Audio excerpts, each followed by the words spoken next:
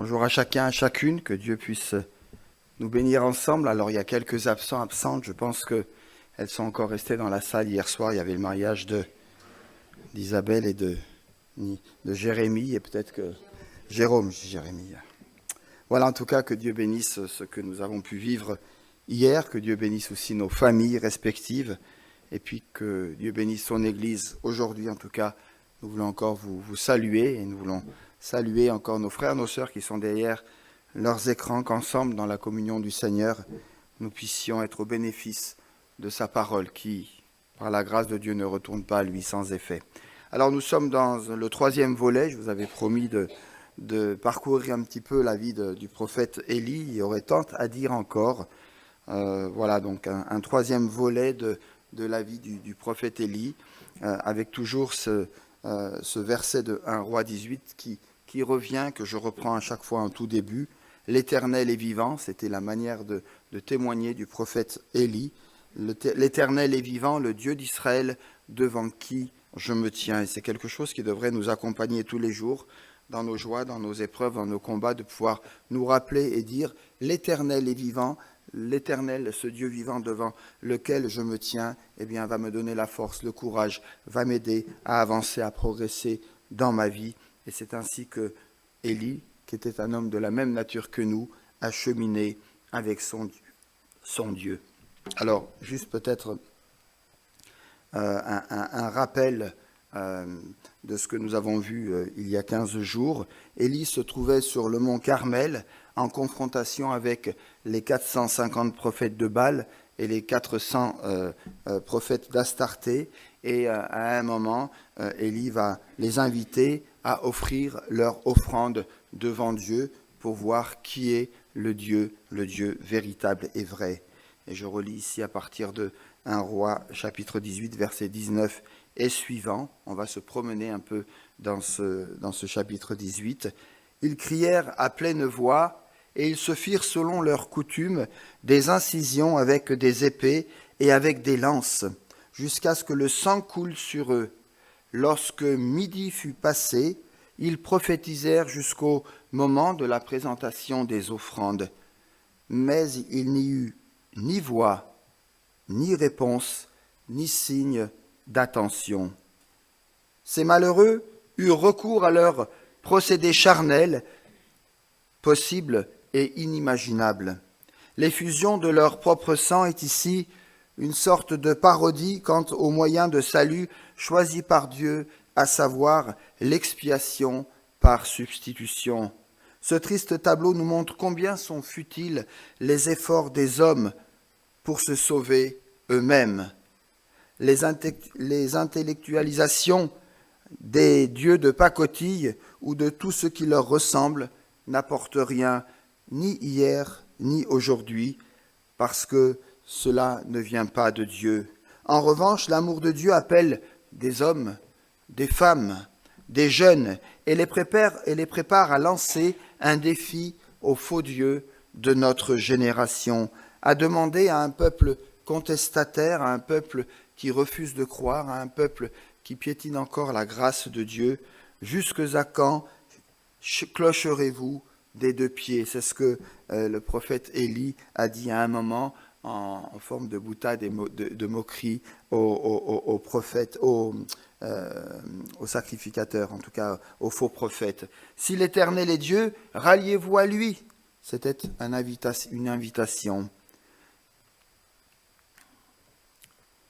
Élie, alors on continue dans le verset 30, toujours dans 1 Roi 30. Élie dit alors à tout le peuple, « Approchez-vous de moi. » Tout le peuple s'approcha de lui. Alors Élie rétablit l'autel de l'Éternel qui avait été renversé. Élie prit 12 pierres d'après le nombre des tribus des fils de Jacob, à qui la parole de l'Éternel avait été adressée en ces termes, « Israël sera ton nom. » Il bâtit avec ces pierres un autel au nom de l'Éternel. L'une des premières fonctions du prophète est de restaurer l'autel détruit, de restaurer la pureté et la sainteté dans la maison de Dieu. Il est triste de voir cette adoration de façade et de religiosité auquel certains se livrent encore, Malheureusement, au nom du Seigneur, veillons nous-mêmes à toujours restaurer les autels du Seigneur si cela est nécessaire, si cela nous est demandé par le Seigneur. Œuvre qui commence d'abord par l'autel invisible de notre propre cœur qui a besoin d'être purifié, d'être restauré. Et à partir de là, nous pourrons alors conduire par la grâce de Dieu des personnes à la connaissance de la sainteté de Dieu. Verset 30, Élie rétablit l'autel de l'Éternel qui avait été renversé. Le premier pas vers la bénédiction de Dieu est la construction de l'autel. Le roi Akab, ennemi de Dieu, avait renversé les autels de Dieu. Frères et sœurs, combien d'autels de Dieu sont renversés aujourd'hui? Des autels d'honnêteté, de justice, de moralité, de fidélité, même chez certains chrétiens et certaines églises. Les autels de l'Éternel sont renversés par trop de compromis, trop d'attention aux choses du monde. Il est peu étonnant qu'il n'y ait alors que si peu de bénédiction, si peu de puissance. Aucun compromis possible. Élie ne se servira pas de l'autel pollué des prêtres de Baal. On ne construit jamais le royaume de Dieu sur les autels ou avec les autels du monde. Élie prit ensuite 12 pierres au nombre des 12 tribus de Jacob, verset 31. Élie remet les pierres de l'autel de l'Éternel à leur place. 12 pierres représentatives des tribus d'Israël, le peuple de Dieu, hélas, encore divisé et déchiré. Ô combien il est nécessaire de réparer les divisions dans l'Église, dans la famille et entre frères et sœurs. Il bâtit avec ces pierres un autel au nom de l'Éternel. Élie ne construit pas en son propre nom, mais au nom de l'Éternel. Un exemple important à suivre dans toutes nos actions, dans toutes nos démarches. Puis, en continuant sur ces versets, verset 33, Élie arrangea le bois. Pourquoi fallait-il mettre du bois sur l'autel, puisque de toute façon le feu allait venir du ciel ? Tout ce miracle jette un regard prophétique sur ce qui allait se passer 9 siècles plus tard sur un autre bois sous la forme d'une croix. Voyez-vous, il n'y a jamais de véritable feu du Saint-Esprit sans d'abord passer par la croix de Golgotha. Il coupa ensuite le taureau par morceaux et le plaça sur le bois. Un taureau était le sacrifice juif d'expiation de l'époque, c'est-à-dire le moyen de confesser publiquement devant Dieu son péché. Le seul moyen, en ce temps-là, de résoudre périodiquement la question du péché, de s'en repentir, de s'en confesser, de le confesser. Aujourd'hui, nous sommes pardonnés par le sang du sacrifice unique et suprême de Jésus sur la croix. En effet, si nous confessons nos péchés, il est fidèle et juste pour nous pardonner de nos péchés et de nous purifier de toute iniquité. 1 Jean, chapitre 1er, verset 10. Ainsi, sans repentance et confession, le feu du ciel ne peut nous atteindre. Le texte nous dit ensuite, il fit autour de l'autel un fossé pouvant contenir une 15aine de litres. Je lis ce texte. Puis il dit, remplissez d'eau 4 cruches et versez-les sur l'holocauste et sur le bois. Il dit, faites-le une seconde fois. Ils le firent une seconde fois. Il leur dit, faites-le une troisième fois. Ils le firent une troisième fois. L'eau coula autour de l'autel et l'on remplit ainsi d'eau le fossé. Ceci pose question. En tout cas, je me suis posé cette question. Premièrement, où il est allé chercher l'eau en si grande quantité ? Il n'y avait ni de source, ni de puits, ni de robinet derrière lui. Deuxièmement, pourquoi autant d'eau ?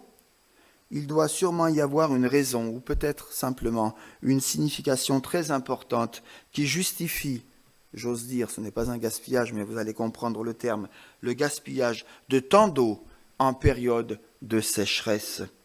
En relisant ce passage de la Bible, on peut se se dire, ne suffit-il pas de croire que Dieu peut consumer par son feu un sacrifice ? Pourquoi déverser encore tant d'eau ? Mes amis, nous sommes ici devant une réalité biblique qui nous renvoie à notre propre vie chrétienne et bien sûr qui nous questionne. Tous nos sacrifices ont-ils été arrosés d'eau ou sont-ils restés secs ? Pour que le feu du ciel tombe sur nos sacrifices que nous voulons déposer sur l'autel de Dieu, l'autel de la grâce, nous devons nous aussi déverser 12 mesures d'eau, 3 fois 4 cruches d'eau, qui peuvent être l'image de certaines larmes de repentance, ou encore une nouvelle consécration au sein du peuple de Dieu, de son Église. S'agenouiller et prononcer toutes les paroles pieuses qu'on attend de nous, c'est une chose, mais c'est tout autre chose que d'être brisé et de pleurer dans une communion profonde avec notre Créateur. Jacques nous dit dans son épître, Jacques 5, 16, que la prière fervente du juste a une grande efficacité. C'est une dynamite, c'est quelque chose de puissant.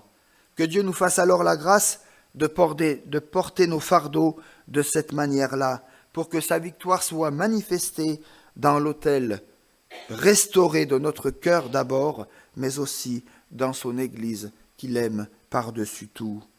L'immersion, si on peut parler d'immersion ici, de l'offrande dans ce passage me fait penser aussi au baptême d'eau commandé par Jésus à toute personne nouvellement convertie.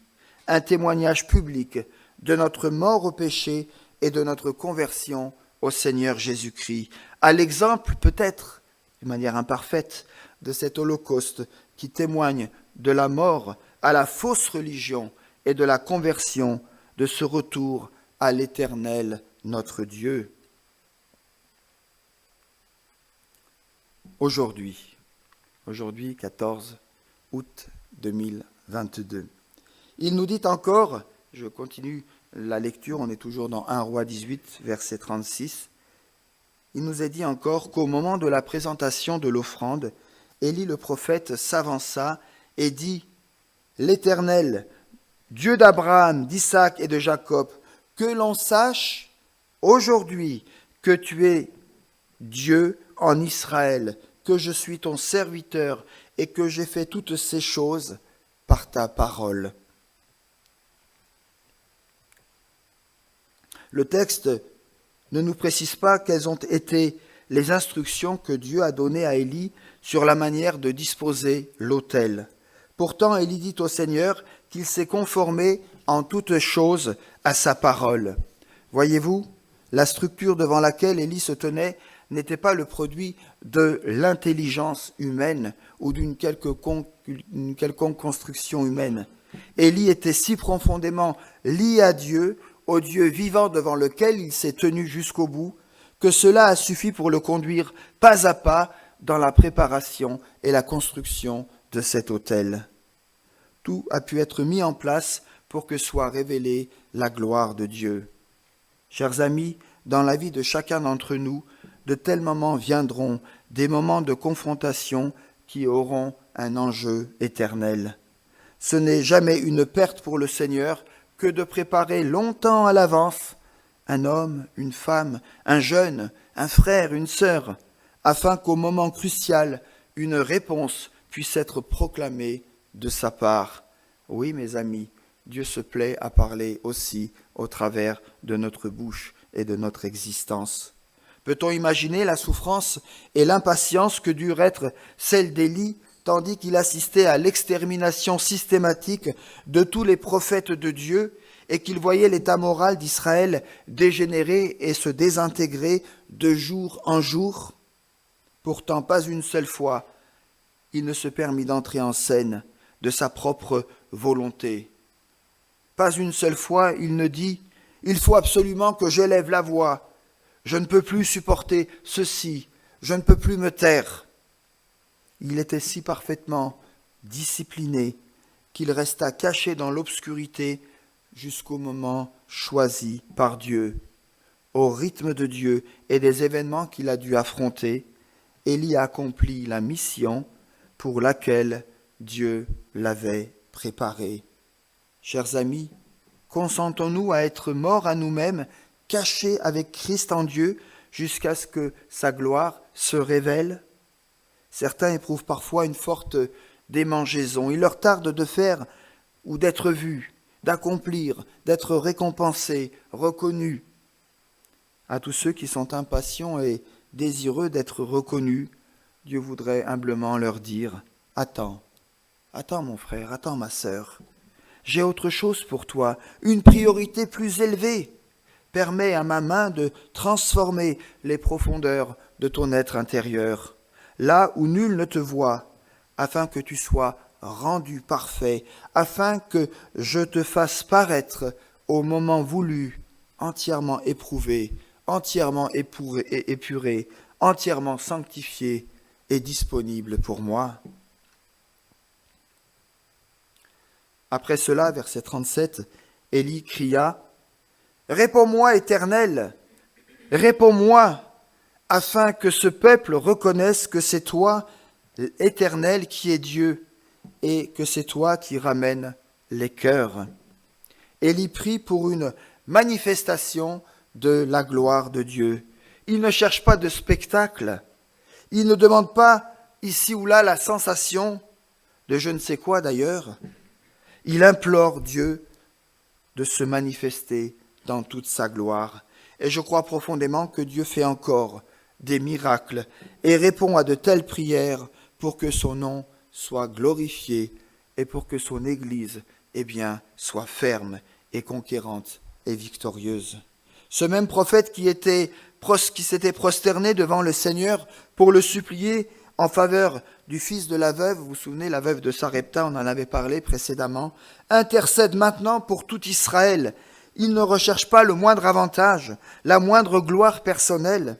Il demande simplement que son peuple, qui est en train de périr, puisse voir la gloire de Dieu et être sauvé dans une foi authentique, dans une repentance authentique. La finalité, mes amis, d'une telle foi et d'une telle dévotion pour le Seigneur fera que, vous êtes prêts? Attention, ça va nous tomber dessus. Le feu de l'Éternel tomba, il consuma l'holocauste, le bois, les pierres et la terre, et il absorba l'eau qui était dans le fossé. Quand le peuple vit cela, ils tombèrent sur leur visage et dirent « C'est l'Éternel qui est Dieu, c'est l'Éternel qui est Dieu. » Et j'espère que l'Église de Jésus-Christ est capable de dire cela aujourd'hui. C'est l'Éternel qui est Dieu. C'est l'Éternel qui est mon Dieu. Voyez-vous, il vaut toujours la peine d'attendre la réponse du Seigneur. Moi, j'aime bien que ces réponses arrivent vite. J'aime bien savoir un petit peu à l'avance. Je pense déjà à la rentrée, puis je suis parfois déjà au mois de décembre, puis je suis parfois au mois de février 2023. Et oui, ça se passe comme ça dans ma tête. Mais voyez, j'apprends aussi. Il vaut la peine d'attendre parfois la réponse de Dieu. Toutes les fois où dans notre impatience, nous cherchons à accomplir les buts de Dieu par des moyens charnels, nous passons souvent, pour ne pas dire parfois, à côté de la bénédiction divine. Souvenez-vous, mais ça aurait pu être nous, ça aurait pu être moi. Abraham, pressé de faire venir au monde l'enfant que Dieu lui avait promis, prit pour femme Agar, la servante égyptienne de sa femme, et donna naissance à Ismaël. Et nous savons tous que ça a décliné ensuite. Isaac, l'enfant de la promesse, naîtra par la suite, miraculeusement, du corps pourtant âgé et stérile de Sarah. Il n'était plus possible de se défaire de ce qui avait été auparavant fait dans la précipitation. Jamais notre enthousiasme humain ne suffira à amener le monde à une vraie contrition devant l'Éternel. Si nous nous attendons au Seigneur, il fera de nous des hommes, des femmes capables d'invoquer son feu céleste, son saint feu.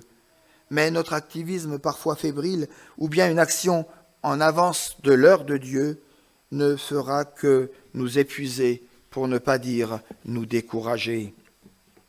Comprenons alors que la portée de ce verset est significative pour nous ce matin. Ésaïe 40, verset 31. Mais ceux qui espèrent en l'Éternel renouvellent leur force. Ils prennent leur vol comme l'aigle, ils courent et ne se lassent pas, ils marchent et ne se fatiguent pas. Le feu du ciel.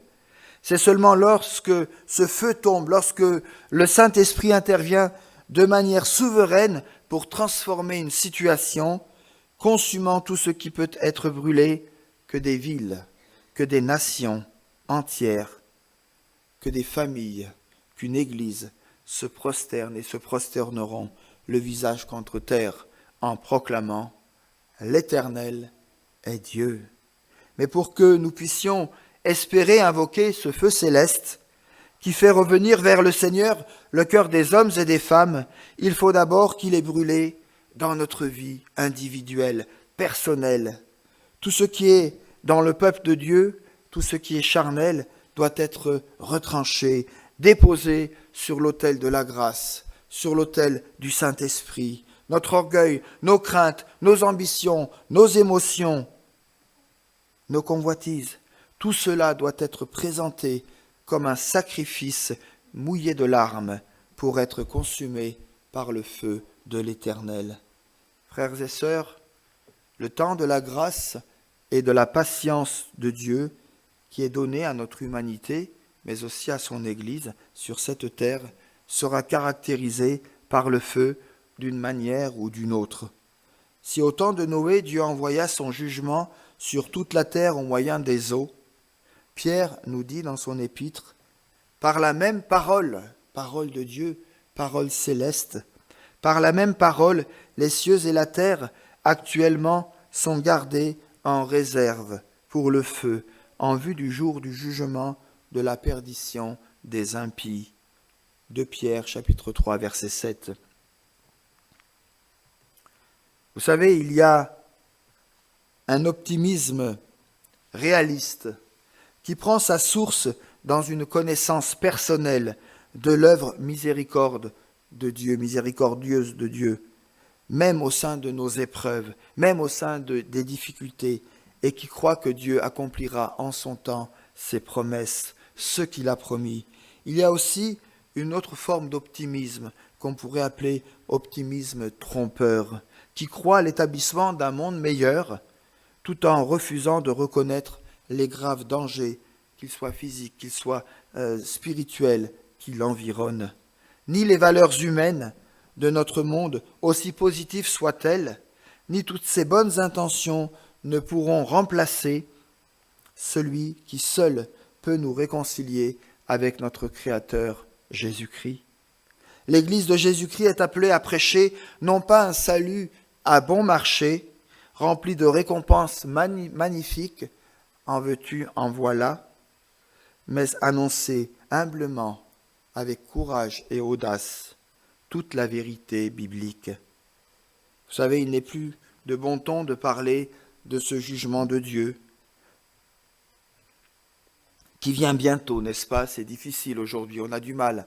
On en a trop parlé dans le passé, alors aujourd'hui, il nous faut parler de la grâce, de la bonté de Dieu, et c'est une bonne chose. Parce que si on est trop difficile, si on est trop rigide, si on est trop dur, eh bien, cela pourrait peut-être affecter ou troubler les esprits faibles, n'est-ce pas? Que Dieu nous aide pourtant à professer la vérité dans l'amour, sans oublier de parler aussi de sa sainte justice et des réalités éternelles qui s'appliqueront pour ceux et celles qui auront délibérément choisi de ne pas croire dans l'œuvre de rédemption du Seigneur Jésus. Verset 40, Élie leur dit, « Saisissez les prophètes de Baal, qu'aucun d'eux n'échappe. » Ils les saisirent, Élie les fit descendre au torrent de Kishon, et il les égorgea. C'est des textes un peu compliqués, un peu durs. Comment il a égorgé ces 450 prophètes? Bon, ne me demandez pas, je n'ai pas envie de répondre non plus, c'est compliqué, mais on garde ce texte ici en tout cas. Cette flamme invisible qui a travailler et épurer le cœur d'Élie lui a permis de faire descendre le feu du ciel. Impossible d'en douter à présent. Ce feu dévorant était bien celui du Dieu Tout-Puissant. Mais les prophètes de Baal ont refusé de fléchir les genoux devant la gloire de Dieu. Ils sont restés figés et endurcis devant ce feu céleste, signe de la grâce et de l'amour de Dieu, mais aussi de l'appel à la repentance. Ils sont restés endurcis dans leurs iniquités. À l'exemple d'Élie, nous sommes nous aussi appelés à nous soumettre à l'Esprit du Seigneur en toutes choses, afin qu'au travers de notre témoignage chrétien, des cœurs soient ramenés dans les voies du Seigneur. Pas plus que ne l'a fait Élie, nous ne serions passés sous silence le message divin, car introduire ici ou là le compromis dans la vérité de Dieu, c'est quelque part, me semble-t-il, contrecarrer l'amour de Dieu, la vérité de Dieu. Or, l'amour ne s'abstient pas de présenter à un monde qui périt tout ce que Dieu dit dans sa parole. Parole qui nous révèle, comme le dira Brillant Idiman dans son commentaire, que le jugement divin est aussi inséparable de l'œuvre messianique du salut. Sachons-le bien, nos demi-vérités que parfois nous annonçons consciemment ou inconsciemment, et ça m'arrive aussi, n'auront pas la puissance nécessaire pour conduire à la conversion les personnes que le Seigneur appelle et appellera encore à son salut. Mais pour vous qui craignez l'Éternel, se lèvera le soleil de justice et la guérison sera sous vos ailes. Rappelez-vous de la loi de Moïse, mon serviteur, à qui j'ai prescrit en Horeb des ordonnances et des lois pour tout le peuple d'Israël. Voici moi, je vous enverrai le prophète Élie, prophétie de la venue du messager Jean-Baptiste qui s'est réalisée. Avant la venue du jour de l'Éternel, jour grand et redoutable, il ramènera les cœurs des pères à leurs fils et le cœur des fils à leurs pères. Un grand défi pour nous, n'est-ce pas? Mais aussi une merveilleuse promesse qui nous encourage, qui doit nous encourager. Chers amis, que le feu céleste de Dieu nous épure et nous renouvelle dans tout notre être, afin que nous nous approchions de lui, les cœurs débordants de joie et pleins de reconnaissance. Il nous a aimés et nous a sauvés par le sacrifice ultime de son Fils à la croix, pour nous prendre avec lui dans son royaume éternel. Comme Élie, il nous envoie aujourd'hui encore, avec nos peurs, avec nos craintes, avec nos limites. Il nous envoie encore aujourd'hui auprès de tous ceux, de toutes celles qui ont suivi les voies tortueuses de Baal, pour que nous soyons pour eux, pour elles, des messagers de sa grâce, rayonnant de son amour, de son autorité et de sa sagesse. Que Dieu vous bénisse, que Dieu nous bénisse, que Dieu nous encourage aujourd'hui encore à être, à ses yeux, des hommes, des femmes qui vivent au rythme de son cœur, au rythme de ses paroles, au rythme de l'action puissante de l'Esprit qui nous habite et qui agit en nous. Amen. Amen.